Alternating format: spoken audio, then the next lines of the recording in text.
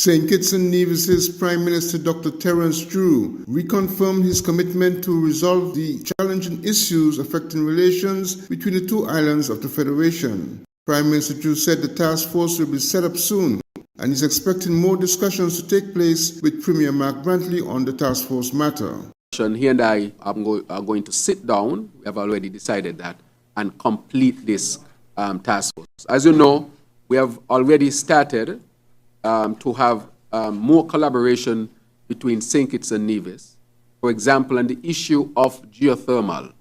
And so I think that the relationship between St. Kitts and Nevis is on a good footing, and that meeting to fully establish the task force will be held soon. Let me say that the Attorney General has also been involved, who has suggested from our perspective who will be a part of that task force. Persons have been approached already, and we are in the final stages of determining who, so that that task force would come together, not just the CBI, but to look from the constitutional perspective.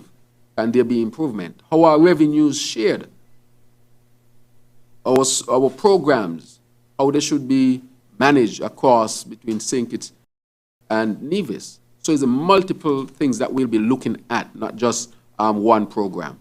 And so that will be announced, I can say, very, very shortly, to start looking in depth at these critical matters. Resolving many of the issues could have positive impact on the socio-economic performance of both islands. Glenn Bart reporting for SK Newsline. St. Kitts and Nevis has responded to a UN General Assembly decision requesting that the International Court of Justice, ICJ, provide an authoritative opinion on states' obligations and responsibilities surrounding climate change. Her Excellency Ambassador Nerys Dockery, St. Kitts and Nevis UN Permanent Representative to the United Nations, said, "Today marks another historic moment in the fight for climate justice. Just about 3 weeks ago, we saw the agreement on the landmark, legally binding international treaty on the conservation and sustainable use of marine biology diversity in the high seas. The adoption of the resolution today is a major achievement that will allow the ICJ to provide clarity on how existing international law, especially human rights and environmental legislation, can be applied to strengthen action on climate change." She noted the moment was made even greater by the consensual adoption by a United General Assembly that chose to stand up for the millions around the world, especially those who live in small island developing states, for whom climate change poses an existential threat. Ambassador Dockery saluted Vanuatu in particular for its advocacy to garner support for the resolution and the youth activists on the Pacific Islands who initiated this urgent call in the fight for redistributive justice and the protection of human rights of the future generations. "I'm very proud St. Kitts and Nevis can be counted among the 130 countries that endorsed and co-sponsored the resolution," the ambassador continued. "It is my hope that the advisory opinion will add impetus and commitment to addressing the impacts of global warming."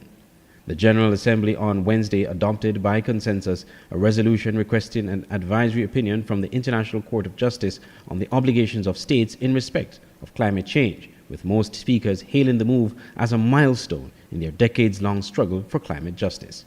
I'm Andre Huey for SKN Newsline.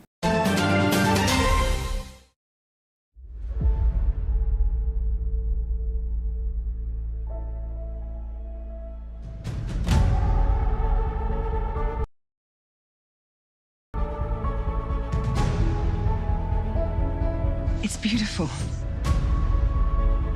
He took one look at you and the angels started singing. What would you say about staying here for a few months or like a year, just so that we can be together again and just live and love and laugh and have fun and breathe?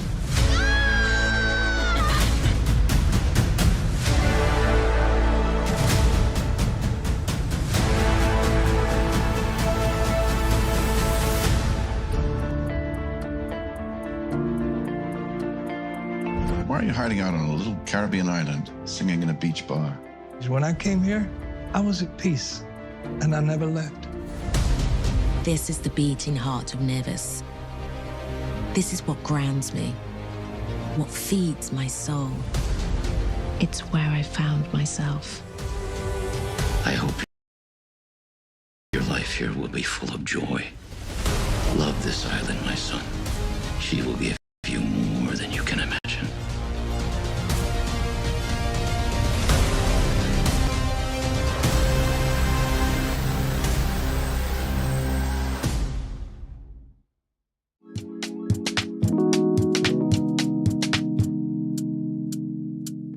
Want to buy some fresh fruits, vegetables, or ground provision, but don't have the time to go to the market or even to find parking?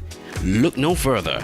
Green Market and Delivery is your solution. Green Market and Delivery is an e-commerce store that sells and delivers local produce to customers in St. Kitts and Nevis. Anything you purchase, you can get fresh from the market and delivered directly to your door. Log on to www.greenmarketskn.com. Click on the e-store link, choose your items, and shop away. We have a wide array of products from fruits, vegetables, local products, spices and seasonings, and much more. Save time and energy. Shop on greenmarketskn.com, your one-stop shop for fresh local produce. Online radio has never been this great.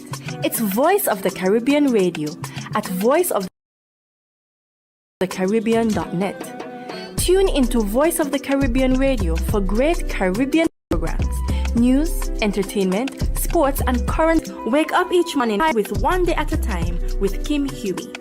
Stay abreast with news across the Caribbean and internationally with the Caribbean News Hour, and be entertained with shows like Reggaeville, Caribbean Classics, and Jive Music Show. Visit our website, download our Android mobile app, or listen us on TuneIn Radio. There is so much more on Voice of the Caribbean Radio, reaching the Caribbean and beyond. Check website or app for program schedule. The SKN Newsline website now offers you more news. Log on to www.sknnewsline.com for local, regional, and international news. You can also watch the latest newscast and keep abreast with news in sports, all from sknnewsline.com. That's www.sknnewsline.com. News at your fingertips. A desalination plant donated to St. Kitts and Nevis by the government and people of the United Arab Emirates is one important aspect of resolving water issues on the island, according to Conrad Maynard, Minister with responsibility for water services. He told SK Newsline that various preparatory work has already begun for its installation. For activity to the current water system is also being determined at the moment, Maynard explained.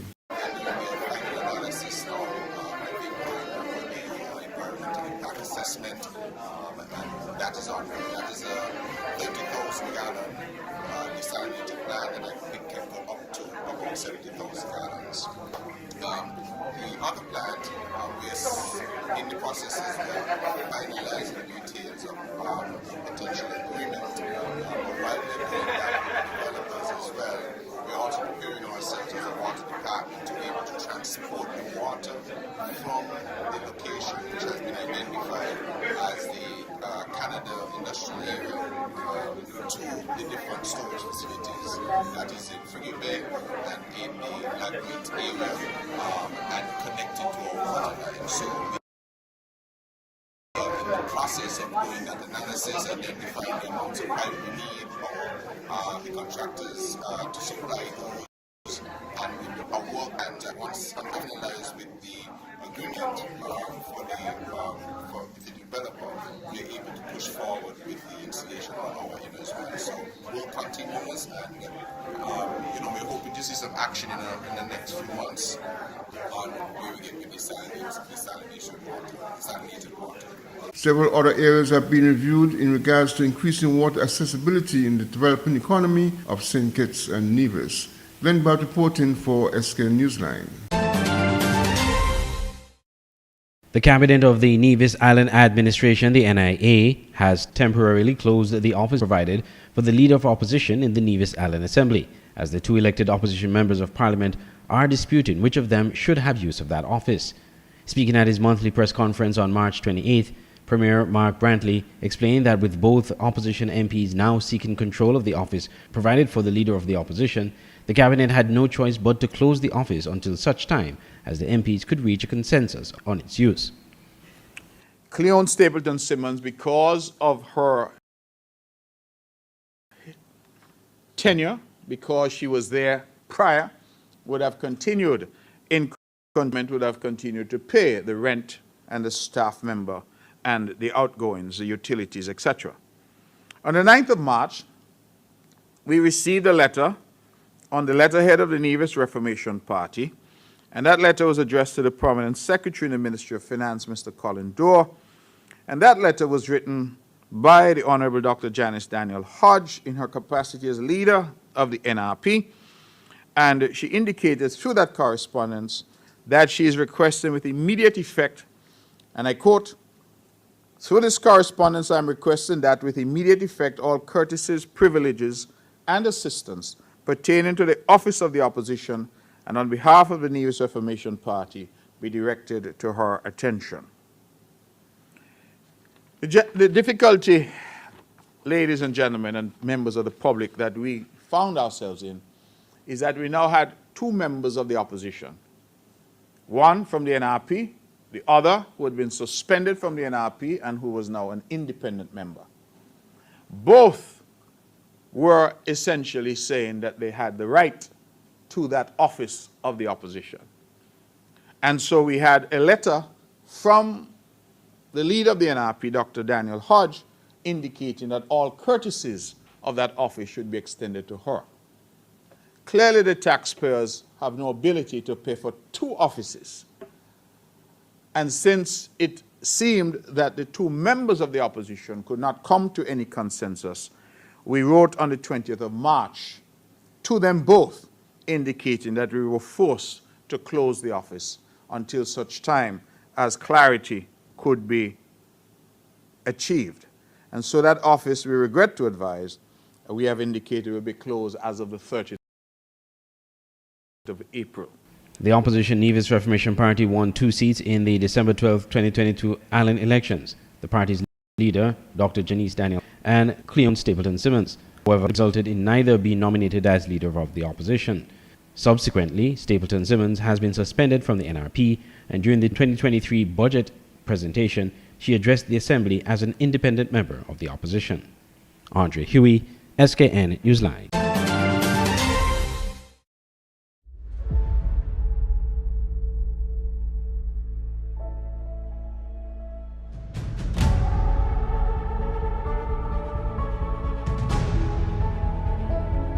It's beautiful. He took one look at you and the angels started singing. Another wonderful day. What would you say about staying here for a few months or like a year, just so that we can be together again and just live and love and laugh and have fun and breathe?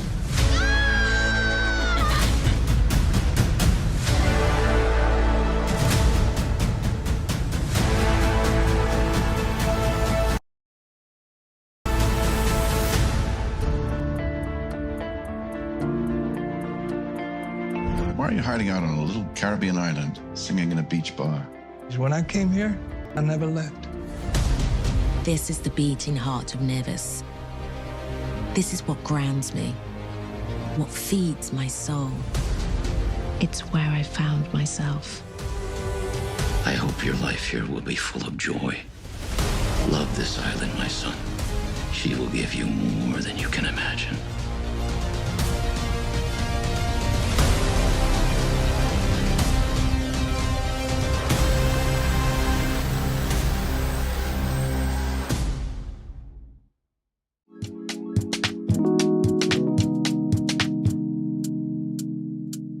Want to buy some fresh fruits, vegetables, or ground provision, but don't have the time to go to the market or even to find parking?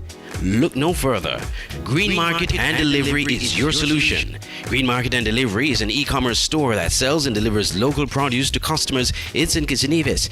Anything you purchase, you can get fresh from the market and delivered directly to your door. Log on to www.greenmarketskn.com. Click on the e-store link, choose your items, and shop away. We have a wide array of products from fruits, vegetables, local products, spices and seasonings, and much more. Save time and energy. Shop on greenmarketskn.com. Local produce. Online radio has never been this great.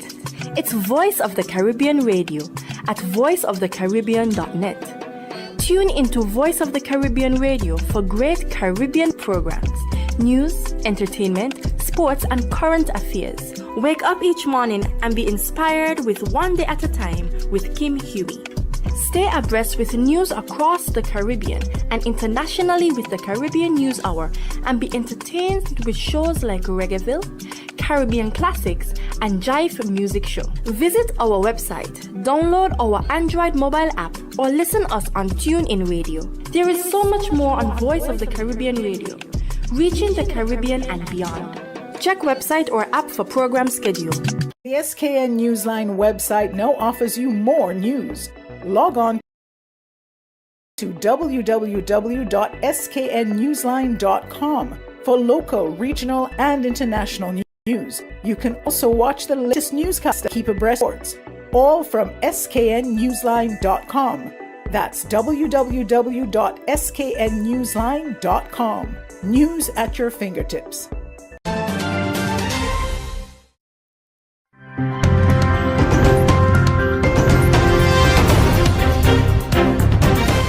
While Guyana is on a path of massive development and is rated one of the fastest growing economies in the world, Dr. Joey Jagan, son of former President Chedi Jagan, expressed that he does not believe that the working class is benefiting from the country's rich resources.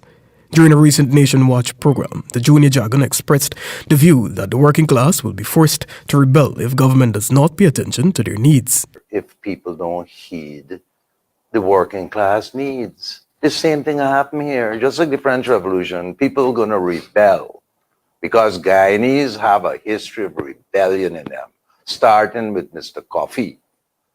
And when the people talk about the father of the nation, as far as I'm concerned, Coffee is the father of the nation. While the Ali-led government has promised fairness and an equitable distribution of resources to every Guyanese and to improve the lives of Guyana's working class, Dr. Joey pointed out that there are barriers hindering the equal distribution of those resources, such as the financial starving of local government organs. Let local government flourish. I don't believe in central government running everything. And that applies to every government we had. And when you talk about the natural resources, listen to me. Guyana always had natural resources. And what did we do with it? The former president's son underscored that both the previous coalition-run government as well as the current administration have failed to provide equitable, beneficial opportunities for citizens, which he believes have resulted in Guyanese migrating in the quest for better livelihoods. Where did we benefit? All we did was run out the country, which still happening. Go down by the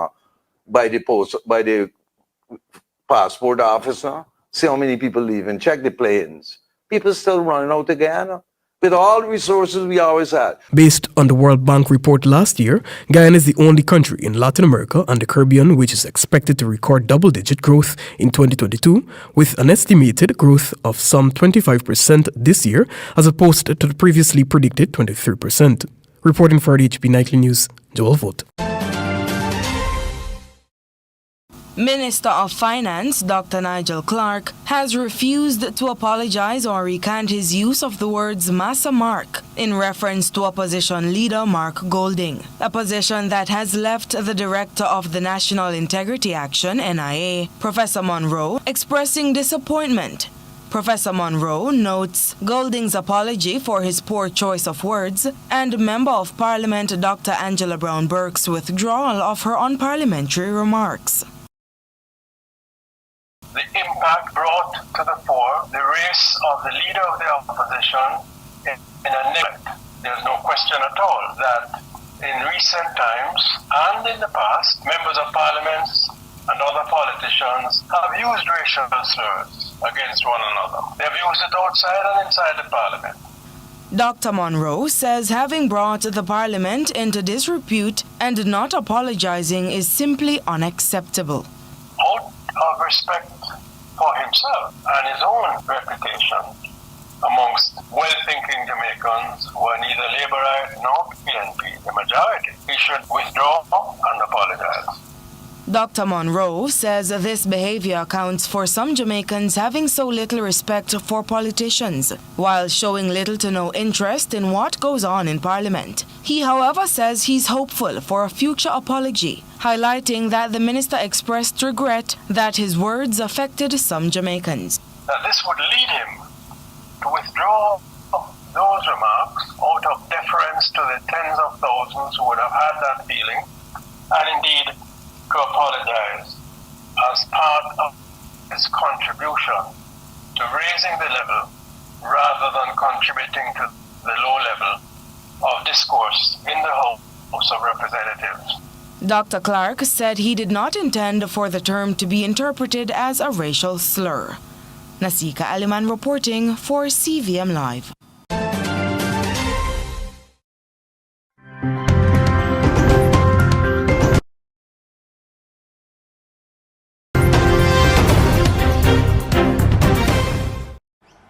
China is rolling out the red carpet for political and financial leaders from more than 50 countries around the world. It's the first Boao Forum since the start of the COVID-19 outbreak. For China's new premier, it's also his first address to an international audience since being appointed as the country's second in command.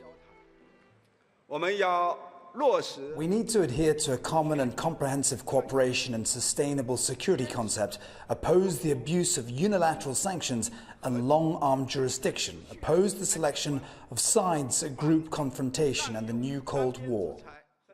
This event is often billed as Asia's version of the World Economic Forum, and although discussions centre around major global issues, China's message this year is focused closer to home.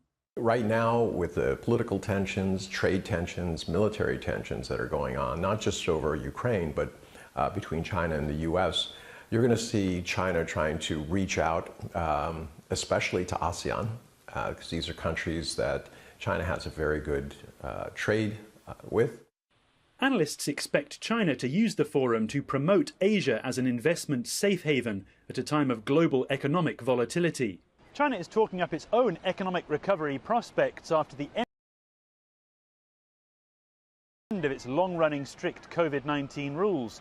Chinese Premier Li is promising that China's own rebound will power a post-pandemic back for the rest of the world. Economists are forecasting growth as 0.8% this year. That's up from 3% last year, one of its weakest growth rates in decades. Many foreign businesses remain cautious about doing business in China as a result of major supply chain disruptions brought on by COVID-19 restrictions and regulatory crackdowns on the private sector. There is a strong message. There will be a strong reinforcement of the state sector playing a pillaring role within the Chinese economy. And that's, in a way, a discontinuation from the Boao message that was very much about economic reforms, private sector growth in the past decade prior to the pandemic. And so now there is certainly a pivot there. China wants to spark a pivot towards global collaboration too. Political leaders from Malaysia, Singapore and Ivory Coast have echoed that call with their opening speeches at the Boao Forum. Analysts say the next challenge for China is to convince the world that it should be the coordinating centre of that global cooperation effort. Richard Kimber, Al Jazeera. U.S. Vice President Kamala Harris arrived in Tanzania on Thursday and praised the country's first female leader as a champion of democracy. Tanzania President Samia Suluhu Hassan has been in power since 2021 and is the first female leader of the country. Since coming to power, President Hassan has been rolling back the authoritarian policies of her late predecessor, John Magufuli.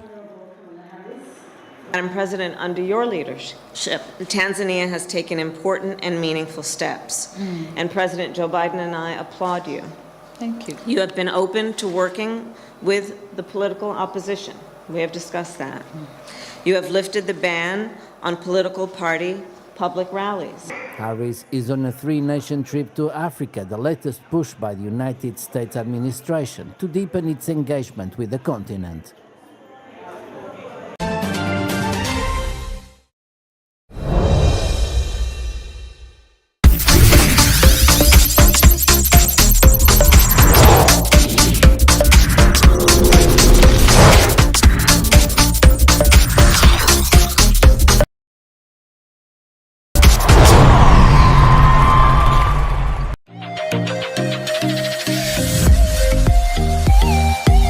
FC registered a comfortable 4-0 victory over Rivers of Living Waters in one of the first two matches of the SKNFA Division 1 League since the international break on Tuesday in Sandy Point.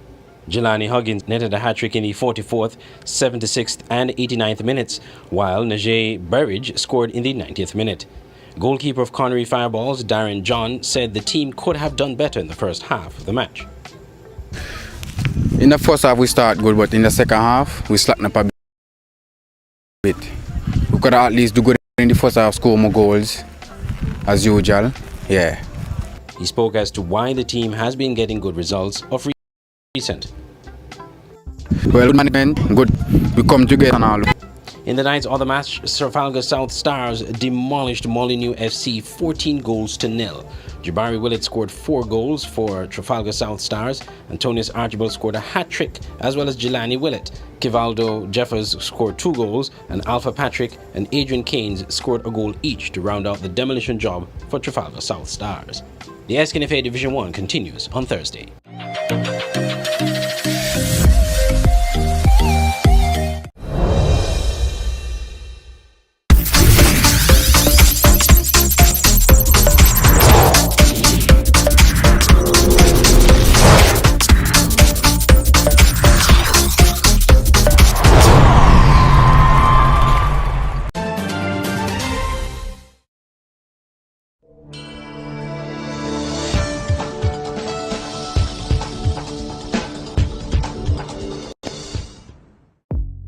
Welcome to the SKN Newsline Weather Report. I am Janil Boone.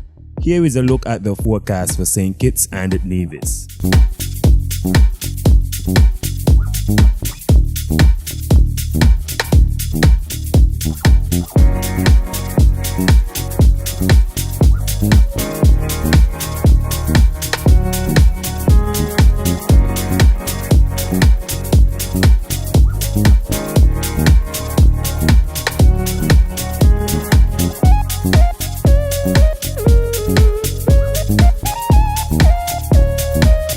For a more detailed weather report, visit our website at www.sknnewsline.com.